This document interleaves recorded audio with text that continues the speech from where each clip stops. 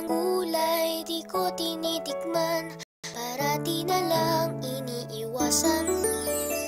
Pero ang gulay masarap pala kapag sinabawan na siya.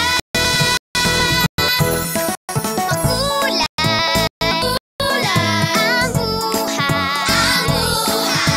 Makulay ang buhay sa sinabawang gulay. Sinabawang gulay sarap talaga, ang bawat ay buo na saya. Sinabawang gulay sarap namnamin, lumalakas ako, lahat ay kayang gawin.